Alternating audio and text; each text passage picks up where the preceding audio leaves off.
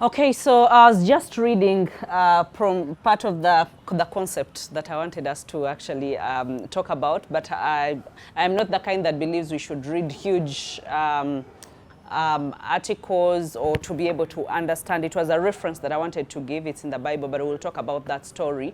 But welcome everybody. Welcome those that are joining us on online. Welcome those that are joining us on TV.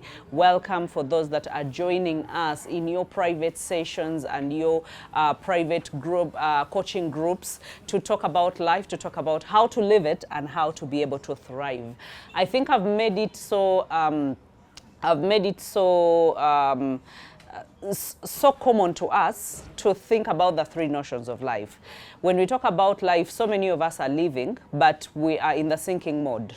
Like, we are vanishing. We need help. I don't know if you've ever seen someone that is sinking. Someone that is sinking, like you step in a place you're not intending to sink, but again you find yourself sinking because of the problems of the world, because of the hassles, because of the stress, because of the emotions. And then there are people that have come out of the sinking. Now they have learned the hard way to hustle. Now they have learned to hold themselves, and now they're a bit like in a survival mode.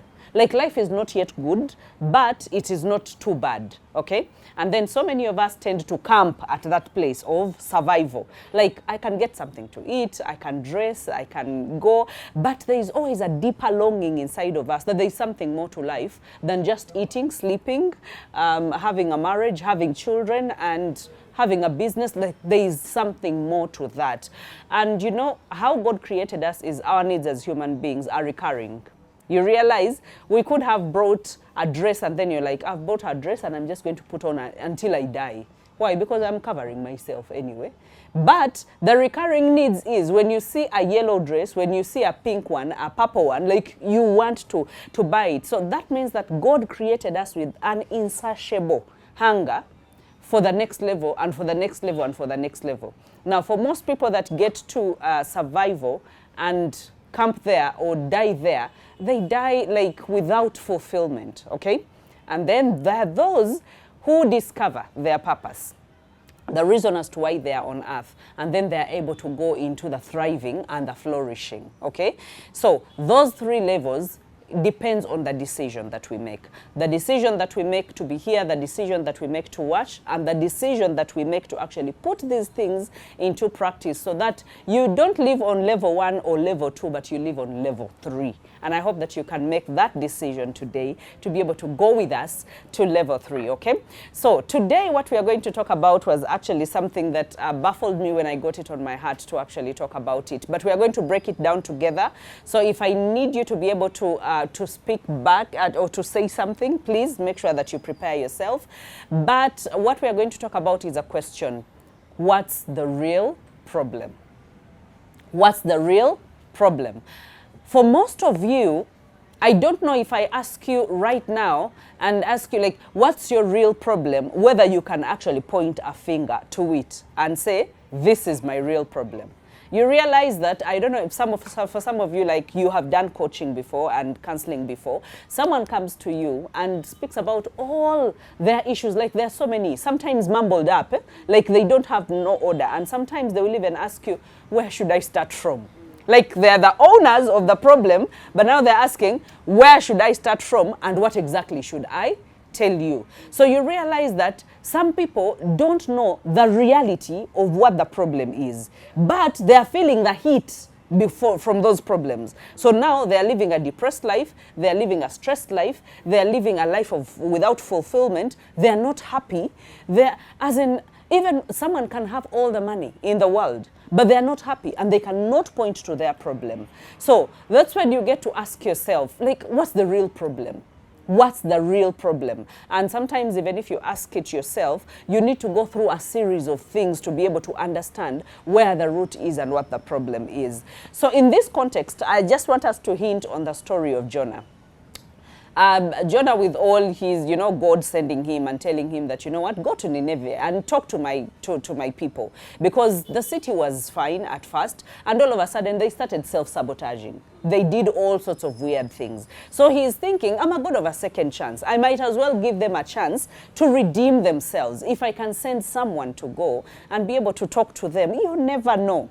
So here he's being sent, and all he's thinking about in his mind is actually running away instead of going to a place that he was actually sent to go to.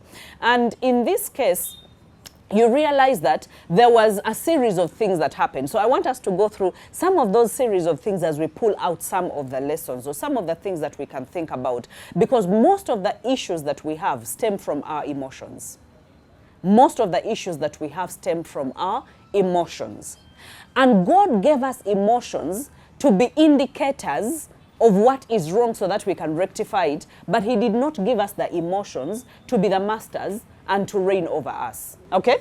So I was not thinking, so why did you do it? That means there's something that prompted them to do it without thinking. And it's only emotions and feelings that can flare up or react without your mind thinking about it, because when you think about something, you respond. Okay? For example, someone insults you.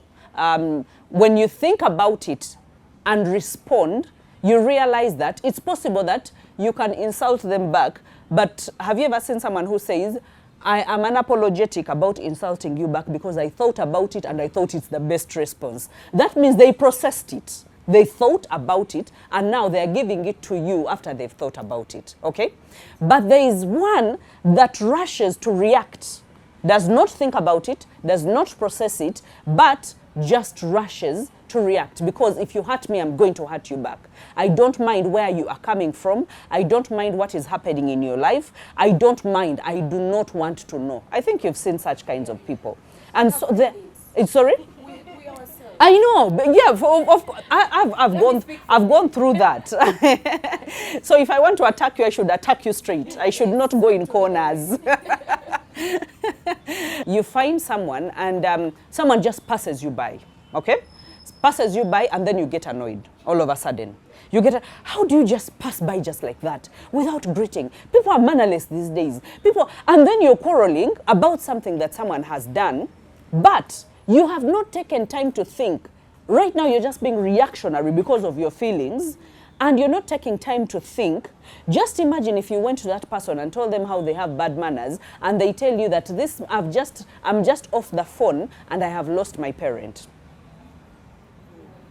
You get it? And then you're like, now I am sorry. I didn't know about it. Should people have billboards on their heads to tell you what they are going through so that you can be able to think and respond instead of reacting according to your feelings? Okay? So you realize that feelings are good, emotions are good, okay? But emotions and feelings should never govern our lives. It should never govern your life in your marriage. It should never govern your life at your workplace. It should never govern your marriage with your friends. It should never govern even, not your marriage, but your life with your friends. It should never govern how you treat your children. It should, not everyone, not anyone in the world. So that means your emotions should be under control, should be brought under control, okay? So just imagine this guy has been sent, okay? And he has been sent to go and be able to redeem, preach, and talk to these people. All of a sudden, he has decided he's taking totally a different route. And there is somewhere, it actually talks about that he went, it was a port, okay? It was a port, and he says that he went down to Dopa, and then he got onto the ship and paid to go to the wrong direction. And so many of us do this, even in real life. Like you are running the opposite direction of where you're supposed to be running, but you are going totally the opposite direction of where God expects you to go, or even generally you know what is right to do, but you are busy doing the wrong thing. Do you know that sometimes we know what is right to do and we are doing the wrong thing? And we know it. We know that I must wake up early, but you go ahead and sleep. You know that I must be able to, I must be loyal. But every time you cannot govern, your mouth does not have a speed governor. You're ever vibrating and talking about people. I have seen people here in this workplace, they call it vibrating, if you've listened to Wesley on radio. I was like, but your mouth is always vibrating.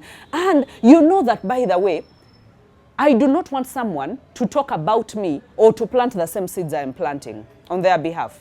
But why? Your emotions are flaring. You hear something and you want to spread it like wildfire. So your emotions are not under control. You see someone putting on something, you see someone saying something, all of a sudden in the wrong direction. So our emotions, when we work with emotions, without sanity and without thinking and without reason, we are going down. But guess what? We are going down, but we are paying the price. No one is paying that price for us. We are the ones that pay the price. The price where no one else will ever respect you. But you're going down. Remember, you're going the opposite direction. You're going down, but you're paying the price. So for every bad thing that we do, for every opposite thing that we do with our emotions, I want us to have it in mind that we are paying the price. No one is paying the price. We are paying the price, but on top of that, we are also going down. And that's not how it's supposed to be. There is always a price somewhere. That is why when a person who responds calculates the price, I think it's the same Bible that says that when you want to build, you first calculate the cost before you build. Now, for so many of us, for whatever we do, we don't know that there is an equal and a price that we must pay for everything that we do. So if it's something that is good and is going to elevate you and accelerate you, that is swift and nice. But if it's something that you're going to do and your descendants are going to reap, because the blessing goes to the fourth generation and the curse also goes to the fourth generation. So that means you're not only calculating the price for what it is affecting your life, but you're calculating the price that is affecting your children, your grandchildren, and your grandchildren. Now, if we knew that price, there are so many things that we would be very calculative about. How I speak, what I do, how I respond, where I go, with who I go with, as in we will be in charge of most of the things in our lives, knowing that we are not just paying the price, but there are people that are going to pay the price that we don't want to pay the price. Would you want to watch your child pay the price? No, say the truth. Would you want to see your child pay the price? So that means you would do anything to make sure that your child does not pay the price. And that means whatever needs to be done now. Okay? By being thoughtful, by knowing that there is a price for every move that you make with your emotions. I want you to write it that way. There is always a price when you make moves in your emotions. You know, I was heartbroken. Now I was getting under another man in order, they told me that in order to get over someone, you get under another one. What is that? Emotional sleeping or emotional prostitution. You realize that we can, when you talk about, before I thought about the things that I wrote down, like I had never taken time to dig deep in emotions. But I realized we live with people that are only moving and making moves in emotions. And some of us live with them, and some of us, we are those people. That every decision you have made in life, like God has just had mercy on you and you have not perished, but for most of the decisions, like we have taken emotional decisions, so many emotional decisions. And emotional decisions, they bear lasting fruits that you can see, that are very tangible, okay? And it causes us to lose relationships. It leads us to making so many accidents. We do things not because that is what we want, but we think that is what, in that moment, that is what will work, okay? So that means we are patching up every time, we are bandaging everything that we are doing. We are not treating the real wounds. We are not addressing the real problems. We are in the shallow waters trying to swim, and everything is getting muddy, okay? But one thing I know about God is that when you are picked, marked, and chosen, He will always have a second chance. That we can make decisions out of emotions, and God will give us a chance to redeem ourselves, just like He says that I can redeem the years, okay?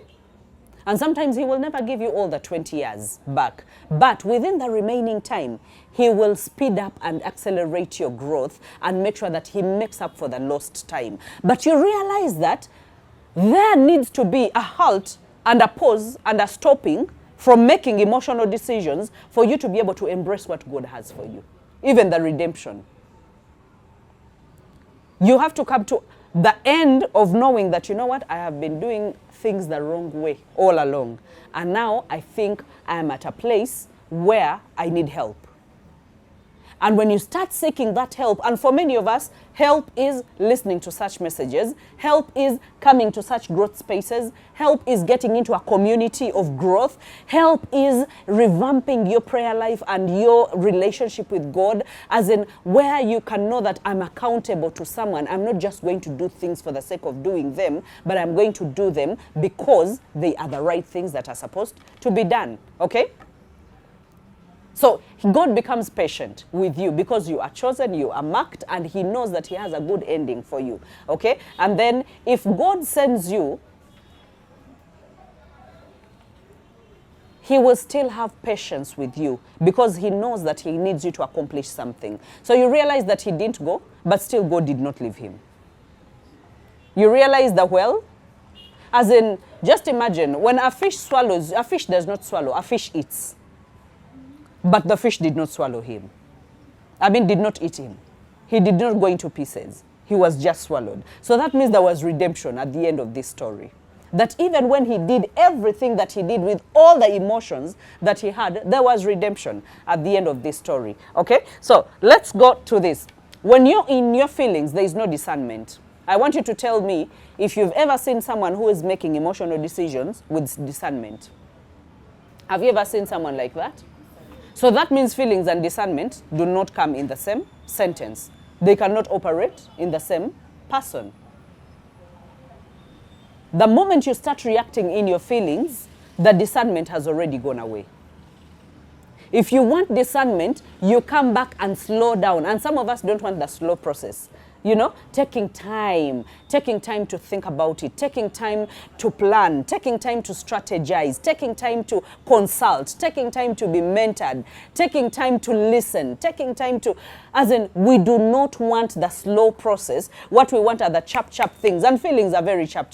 Mpanku way, you know, slap me, I slap you, kick me, I kick you, you know, very, very quickly. What did he say? You go for him, because that is feelings. But when you discernment, that means you must take time to ask yourself, is this the right thing or the wrong thing? What is God saying about this? How will that person feel? And discernment works in a clear mind. Some of you were here when we were talking about the sixth sense. And we said that you must trust the sixth sense in order for the sixth sense to work. So that means that discernment, you must also trust what it is telling you. That this is what I am reading into this situation. But you cannot read when you're not calm. You cannot read while you are reacting. You can only read when you say, I need a night, I need to sleep over it. I need to take some time and pray over it. Then the discernment comes, because then you are adding, discernment is an addition of so many readings. Like, okay, according to this, I saw him with so-and-so, and this was happening. And then discernment comes in a place where you did not see it. And then you're like, so, yeah, finally, it makes sense. I don't know whether that has happened to you. Like, you connect the dots, and finally, it makes sense. Or you just get a word of wisdom. You see someone, and the way they are reacting, I should not go to this person right now. So you have discerned that there is turmoil, I should not go to this person right now. But because some people are in their feelings, you'll find them just bumping into people anyhow. Before you know it, your things do not go through. Why? You got them in the wrong moment. You did not discern because you did not take time to think. Okay? So that is where I'm saying that whenever you are in your feelings, I want you to know that you do not have discernment in that moment. And if there is no discernment and there is no wisdom, God is not in it. You are on your own. And would we want to be on our own? So we do not want to be in our own. And then the other thing, the lessons that we are drawing is feelings are filters. Now, when someone is acting on their feelings, whatever they see has been exaggerated by the filter called feelings, and now they see things in a different dimension. So even in this scenario, let's just say that they are like glasses, that when you put on glasses and those glasses have filters, they have lenses, you tend to see things according to what you are feeling, okay? So that means you're not seeing the right images, and so you are reacting to the wrong images. Have you ever reacted in your feelings? It could be to your spouse, it could be to your friend, it could be, and then after that you were like, but what was I reacting about? Like after coming down, or if you go until the next day, and then you ask yourself, it's possible I would have let it, like it wasn't that important. But in that moment when the feelings are hot, it seems so important. It seems like it must be addressed, and it must be addressed immediately. And then it must be addressed by big words, you know, saying all sorts of words, insulting people, putting people down, pulling people down. Why? Because you are annoyed, and annoyance, anger, those are feelings. And now you are dealing with something that you had no business dealing with. You're fighting, you're shouting, and what, remember we said everything has a price. Every reaction has a price. So now, like, you are stripping yourself naked. Everyone is seeing through you. It's like, I don't want to deal with such kinds of people. There are people that I've refused to deal with in my life because they cannot control their emotions. And when you cannot control your emotions, if you're a woman, you seem like a girl, a little girl who has no business doing business with adults. Or if you're a man, you seem like a little boy who has no business doing business with adults. Because, let me just give an example. You're selling something, okay? And maybe you have a machine that you're selling, and I am coming, or you are giving me a service. Let's talk about service providers, because service providers, my goodness. Let's talk about service providers. You have your things. You are the service provider. You're going to decorate, or you're going to do whatever it is. And then, all of a sudden, someone comes and tells you, you have talked about the things that they should be able to decorate. Your client has given you what they want.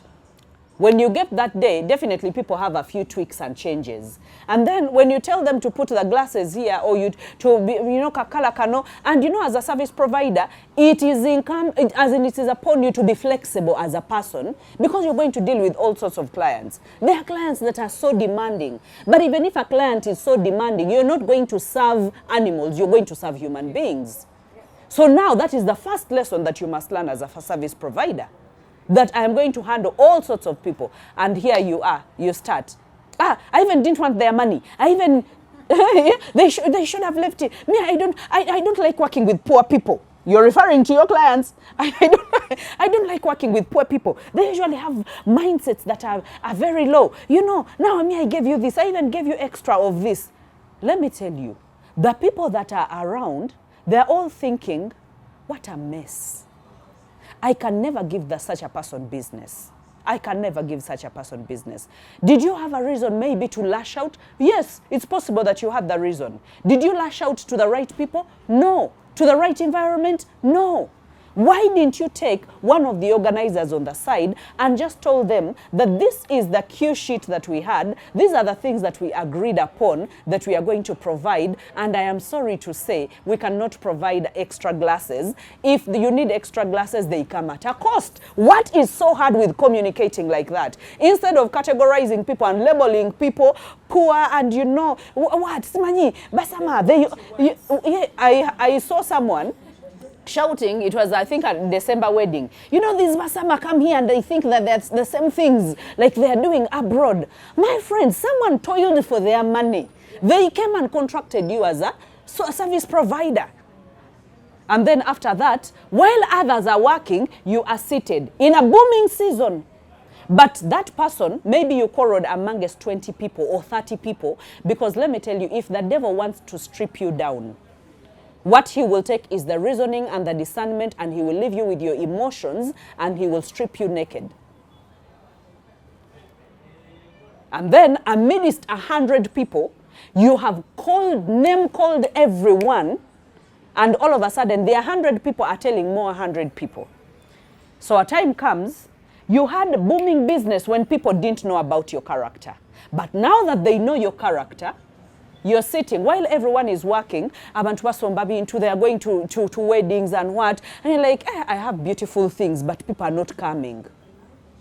You will die with your beautiful things. Why? Because you are emotional and you work with your feelings, and your feelings are ruling that day.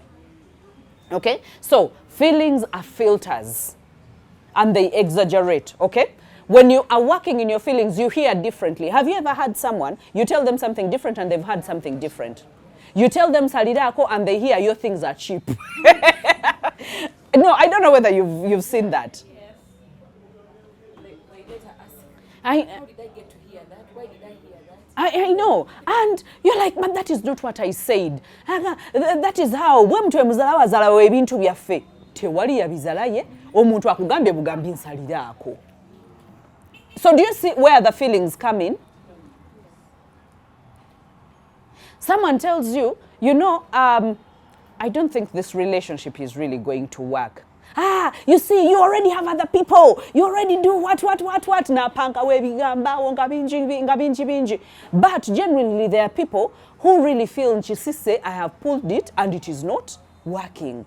And they want to respectfully put it down. But for you, you've had something different.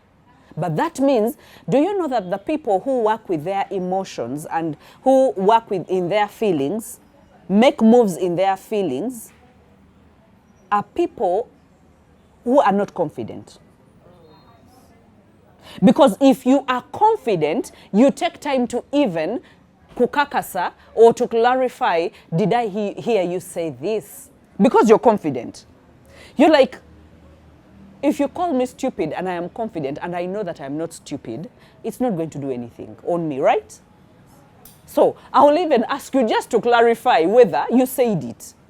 And then I will even laugh it off. And I will forget you in that moment because I have no business keeping you in my mind rent-free, yet I have so many things to think about. Like, who has business to think about people? Like, seriously, if you still think about people, as in someone said something, and then you have a headache the whole night, that means you need deliverance. And you need help. That means you're not even serious with your life. Like, you do something to me today, and tomorrow I have forgotten. And so many people have told me this, but how are you able to work with people over and over again? Because you look a strict person, and you look, some of them tell me, you look unforgiving. And I'm like, no, it's not that I am unforgiving. It's because I decide who to work with and who to not work with. So there are some confusions that I don't want, okay? But the thing is, when you do something bad, I will know that you're a human being, okay? But again, if you constantly live in your emotions, I will know I can never trust you with business. So you can never represent me anywhere. Or I can never tell you anything because you're going to hear it differently. So I will choose to work with other people. And then even if you were the one that was high, you will be briefed by another person who can understand what I am saying. Because then if I cannot trust that you can understand what I am saying soberly, then I am going to cut connection. Or next, that is where you hear, have you had people that are dealing with narcissistic relationships and toxic relationships, how they have a fear of even exchanging words with their partners to the extent that they start recording. They're like, I will say something and then you will turn it around. It's better I record or I write it down so that when we either have a meeting somewhere, I can come and say, you know, and if I write it, you can say, you wrote what you wanted to write. But if I record your voice and play it, you will say, aren't you see? And let me tell you, they will turn on their words, and they will turn on their words. And number two, they will even gang up on you on why you recorded. Aren't you see? You know, empty brain. And they have big words, by the way. They will use big words. Empty brains. They cannot always, you know, thinking like a child. So why were you recording in the first place? Why? Because chibukute, you know? So you realize, and do you know, I'm just thinking about it now. Do you know that narcissistic people operate in their feelings? They do not operate in thought and reason and discernment. They operate in their feelings because they are egocentric and everything must be done for me and everything must feel good according to what I want, not according to what another person wants. Okay? So we say that feelings are filters, and then we hear differently when we are in our feelings, and then we see differently when we are in our feelings. You've seen people and you see someone and you don't like them. You're seeing them with the lens of your feelings. Otherwise, when you see them in the true matter of you seeing them, sometimes you would never mind who is what and who is putting on what and what they are doing. Because as a human, you learn to extend grace. You learn to know that people are not perfect. You learn to know that you can help where you can help. But whenever you're in your emotions and your feelings, that is where you see labels everywhere. In your feelings, actually feelings are the start of labels.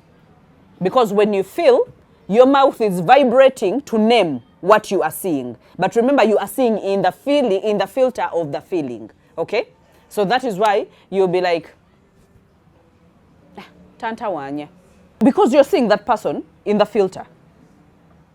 But if you saw someone in the right sense of seeing them, however, even if your boss is mean and you saw them in the rightfulness of them being your boss or them being your leader, and knowing that God is taking me through this season so that I can get to a better season, do you know that you will see your boss in a different light?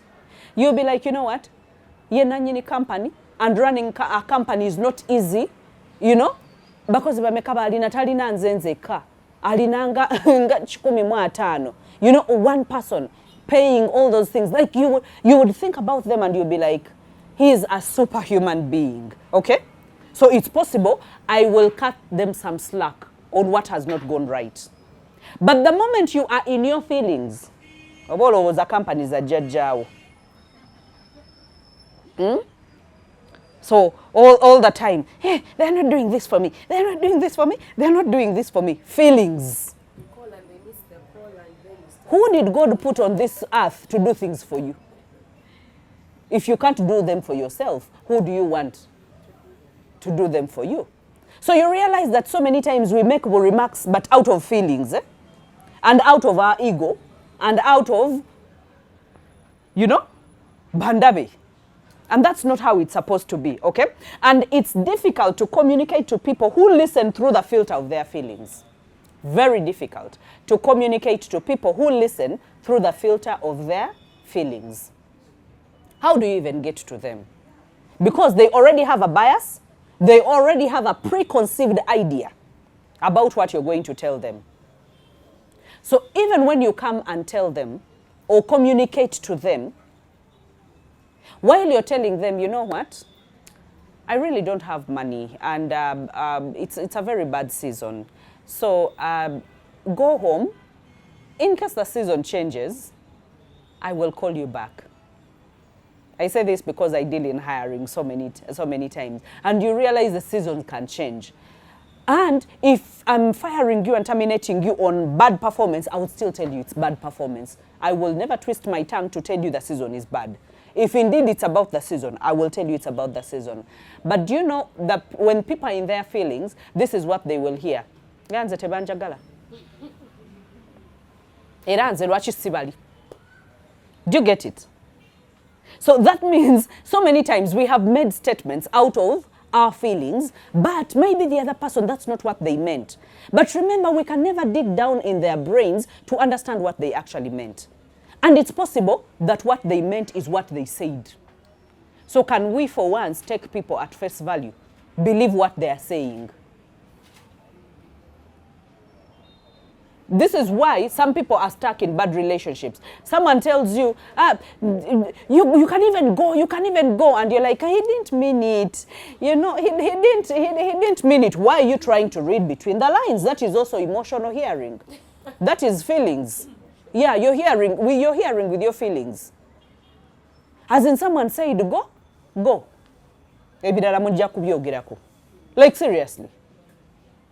Then next time they will never say it out of their mouth. Otherwise, if they say go and you stay, then it will always become a song. You will even have visitors. Like, yeah, lwaki tekimvira, lwaki tekigenda. I've had spouses who tell others that.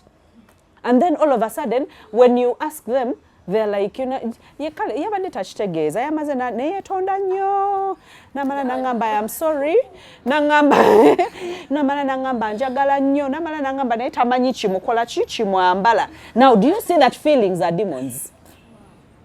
Yeah, because then the quickest way to sabotage you is to use your feelings. So the demons also come and use your feelings.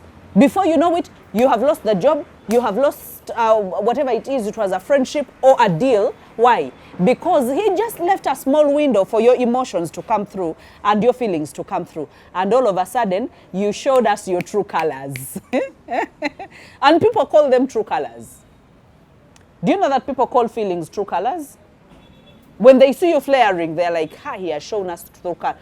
But remember, that person is reacting, but it's possible that behind them they have a good personality inside of them. But my friend, the devil that came on them that day just allowed them to react on their emotions and their feelings. Are we together? Yes. Do we understand what we are talking about? I have seen these things and I have seen people fall prey of these things. So it's very difficult to communicate to people who listen through the filter of their feelings. They have preconceived ideas and they have a bias already. And so whatever you are saying, they are not going to listen. You're actually wasting your time.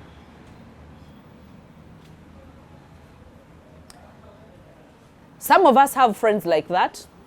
Some of us have spouses like that. And some of us are the ones who are like that. Actually, many of us are the ones who are like that. So someone will be there thinking, how do I even take it to her? How do I start? Do you see how people fail to tell people who have stinking mouths? Why do they fear to tell them? Sorry? Where is the reaction coming from? Because if I want to be good and I have gotten to a certain maturity, level of maturity, that feelings is not a filter that I apply in certain things. When you tell me, I'll be like, you know what, thank you.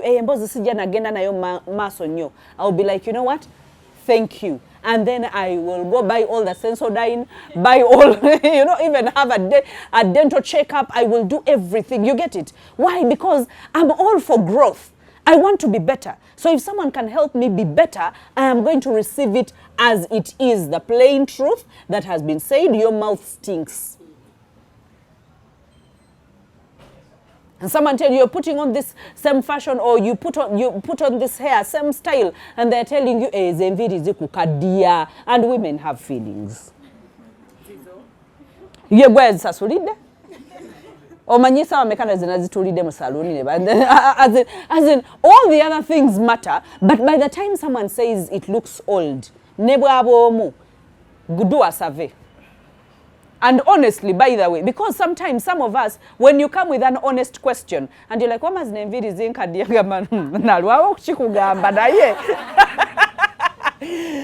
in, all along, I kept wondering why. Now you have given me a window to give you the truth. But can you handle the truth? People with feelings can never handle the truth. Because a person that loves the truth is a person that wants to correct and rectify and put it right. That if you tell me, for example, the first time I did pencil in my life, just imagine, mic around head with pencil in it. I look like a ball. And with a parting. You know a ball with a parting? That is how I looked. Let me tell you, I had just left the salon like this. And someone made a comment. I didn't take it lightly. And I didn't get annoyed. I got home and I got a comb and took out the hair. Through the night, the next day I had my hair and I felt a sense of relief.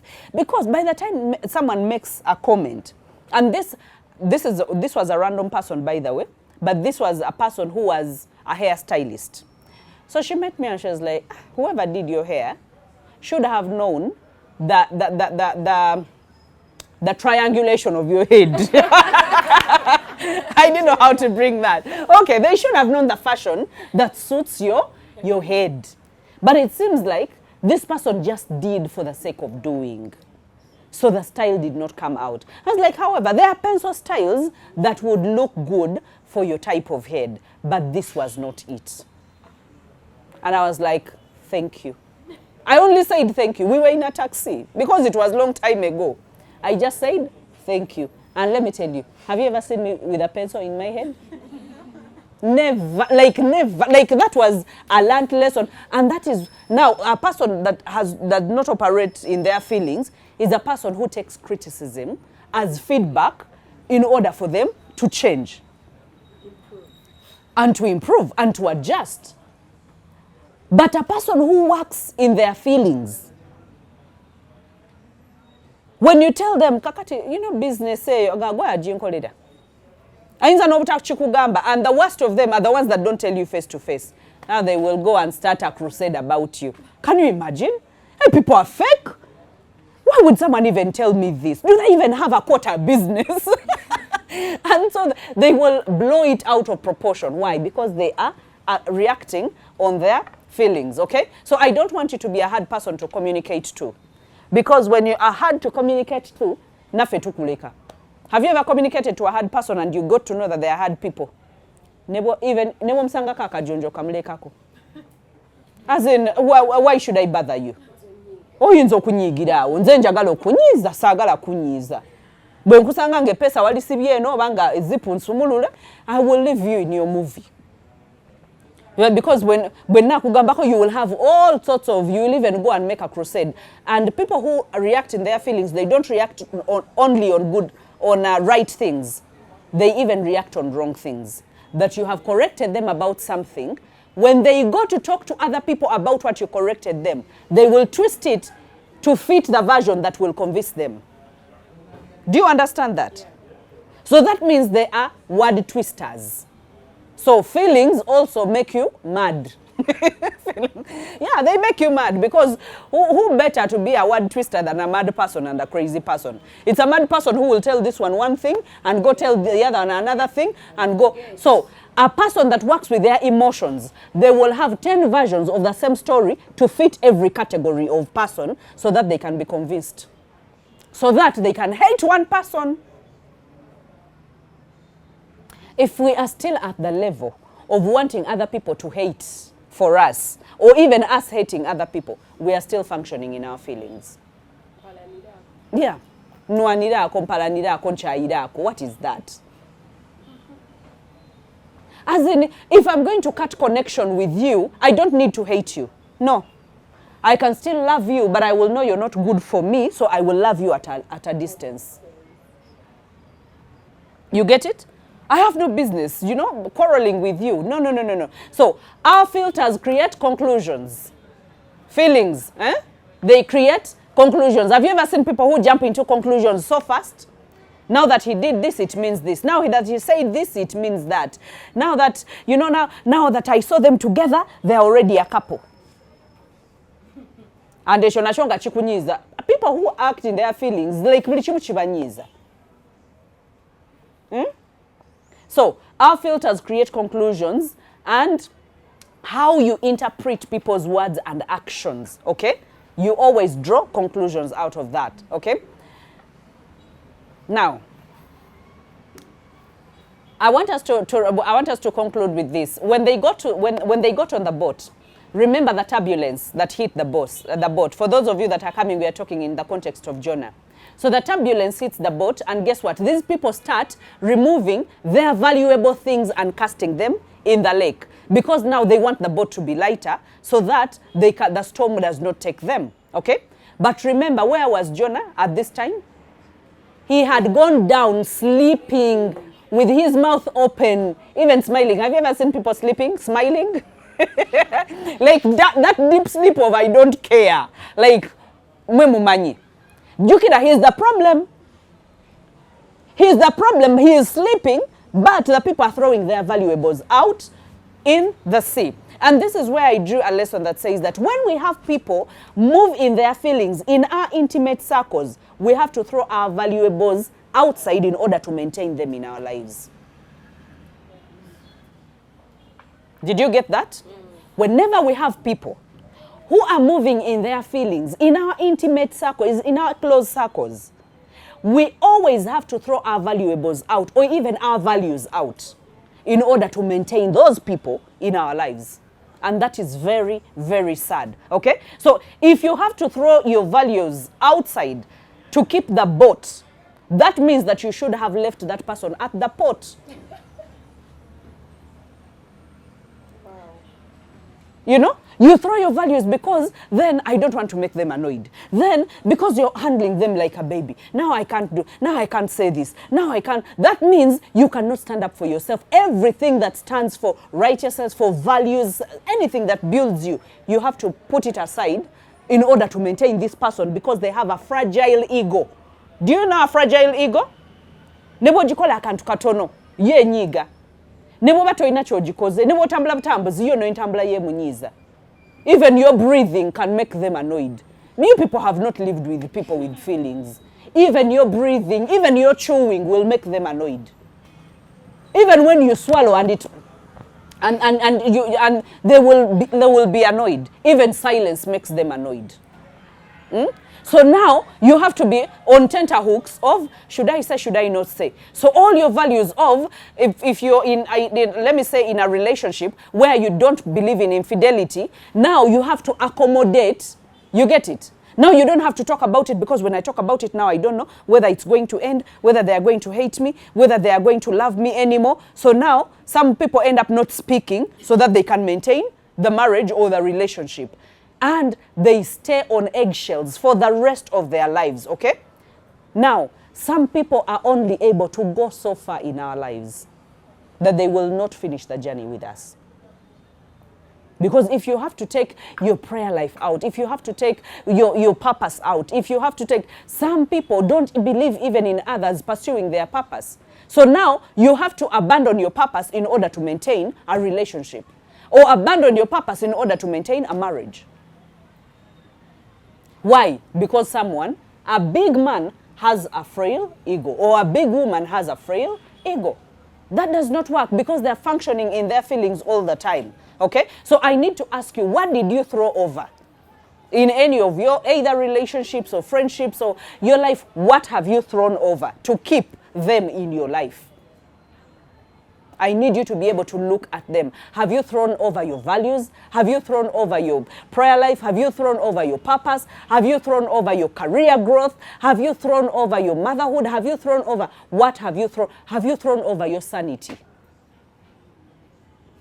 There are people who have gone mad in order to maintain people in their lives.